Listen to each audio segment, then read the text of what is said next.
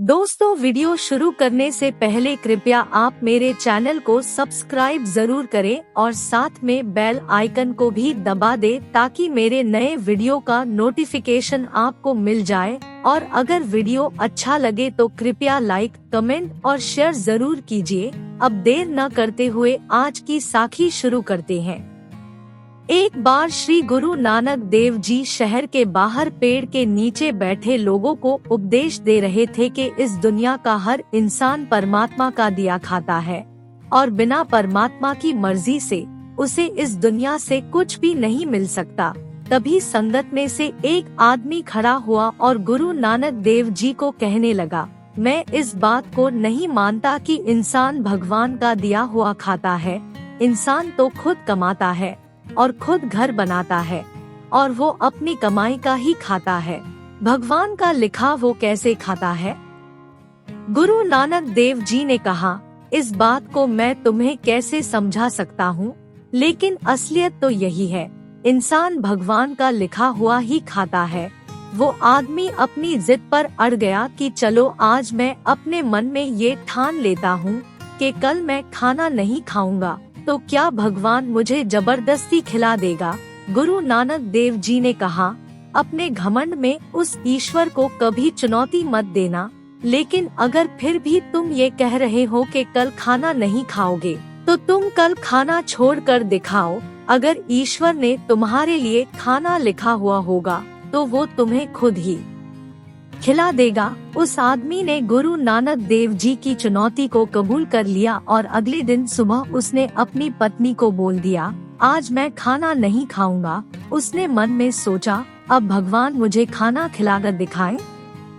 उसकी पत्नी को ये सारी बात पता थी, इसलिए उसने कहा, ये तुम्हारे और भगवान के बीच की बात है, मेरा इसमें क्या काम। अब उस आदमी ने खाना छोड़ दिया। दोपहर का समय हो गया था, लेकिन उसने खाना नहीं खाया था। अब उसकी यही जिद थी कि भगवान खाना खिलाकर दिखाएं।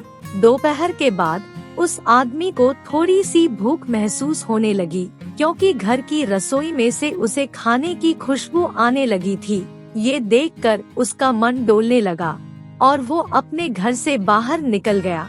उसने सोचा, ना मैं घर में रहूंगा और ना ही खाने की खुशबू आएगी। घर छोड़कर वो आदमी गांव से बाहर जंगल की तरफ निकल गया। वो चलता चलता घने जंगल की तरफ चला गया। उसे चलते हुए काफी देर हो गई थी, इसलिए उसे थकान भी महसूस होने लगी थी। इसलिए वो एक पेड़ की छाया के नीचे बैठ गया। उसने सोचा, 3-4 घंटे यहाँ पर विश्राम कर लेता हूँ, इस तरह मेरा समय भी व्यतीत हो जाएगा और मैं भी देखता हूँ कि भगवान मुझे कैसे खाना खिलाता है। ये सोचते हुए वो इधर उधर देख रहा था। तभी उसकी हैरानी की हद ना रही, क्योंकि दूसरे पेड़ के नीचे 2 खाने के डिब्बे पड़े थे जो ऊपर तक चावल और रोटियों से भरे हुए थे। वो आदमी ये देखकर हैरान हो गया।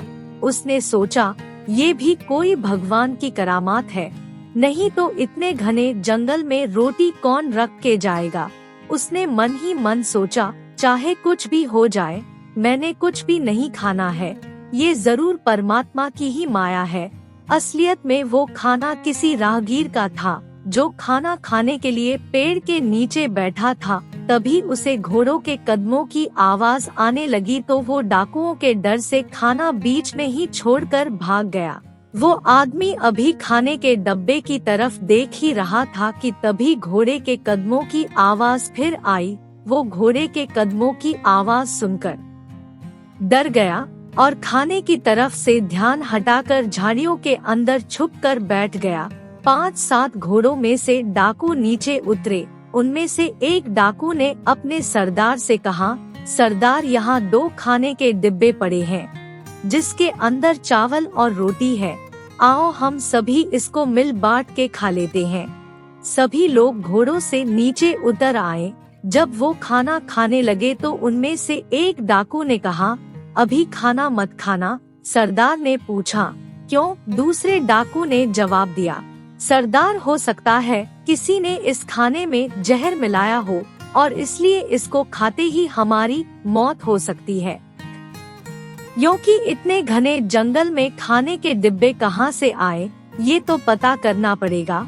सरदार को उसकी बात सही लगी। उसने बाकी डाकुओं से आसपास देखने के लिए कहा कि कोई यहाँ छुपा तो नहीं है।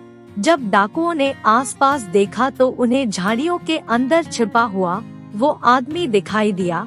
डाकुओं ने उसको पकड़ लिया और अपने सरदार के सामने पेश किया। जब सरदार ने उससे पूछा तो उसने कहा, ये खाना मेरा नहीं है, शायद कोई पहले छोड़ कर गया हो। डाकू कहने लगे, नहीं, ये तुम्हारा ही है, सच सच बता दो, तुम्हारी जान बख्श दी जाएगी। अगर झूठ बोलोगे तो जान से मार देंगे। पर वो मानने को तैयार ही नहीं हुआ कि ये खाने का डिब्बा उसका है। लेकिन सरदार उसको बार बार यही कह रहा था कि ये तुम्हारा है और तुमने इसमें जहर मिलाया है। सरदार ने अपने साथियों से कहा, ये ऐसे नहीं मानने वाला, इसको मार मार कर पूछो तभी ये सच बताएगा।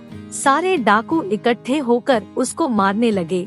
तभी उनमें से एक डाकू ने कहा, पहले ये खाना इसको ही खिलाओ। उसने खाना खिलाने की बात सुनकर अपना मुख बंद कर लिया। ये देखकर डाकुओं को उस पर शक हो गया और उन्होंने खाना उठाया और उस आदमी को मार मार कर खिलाने लगे। पहले रोटी खिलाएं और उसके बाद उसको चावल भी खिलाएं। जब उस आदमी को खाना खाने के बाद कुछ नहीं हुआ तो वो समझ गए कि खाने में जहर नहीं है। तब सभी डाकुओं ने मिलकर खाना खाया। डाकुओं ने उसको छोड़ दिया। वो रोता रोता गुरु नानक देव जी के पास आया और कहने लगा, गुरु जी, मैं मान गया, भगवान है और अगर उसने भाग्य में लिखा है तो वो खिलाता भी है और अगर कोई नहीं खाता तो उसको मार मार कर भी खिलाता है और अगर भाग्य में नहीं है तो कोई भी उसे खिला नहीं सकता। गुरु नानक देव जी ने उसकी बात सुनकर मुस्कुराते हुए कहा, भगवान पर कभी शक नहीं करना चाहिए। इस पूरी सृष्टि को चलाने वाला वही है, उसकी मर्जी के बिना पत्ता भी नहीं हिल सकता, इसलिए हमेशा उसको याद रखना चाहिए और बिना नागा उसका नाम जपना चाहिए। उस आदमी को अपनी गलती का एहसास हो गया था। उसने गुरु नानक देव जी से अपनी गलती के लिए माफी मांगी और अमृत छक कर उनका सिख बन गया और रोज नाम जपने लगा। साध संगत जी, इस सुंदर साखी से हमें ये शिक्षा मिलती है कि परमात्मा की मर्जी से इंसान कुछ भी नहीं कर सकता। परमात्मा अपनी दया की मेहर हर जीव पर रखता है और इस संसार के सभी जीवों के खाने पीने का इंतजाम भी करता है।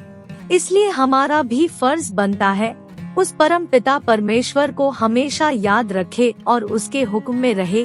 दोस्तों, अगर आपको ये साखी अच्छी लगे तो कृपया लाइक, शेयर और कमेंट जरूर करें।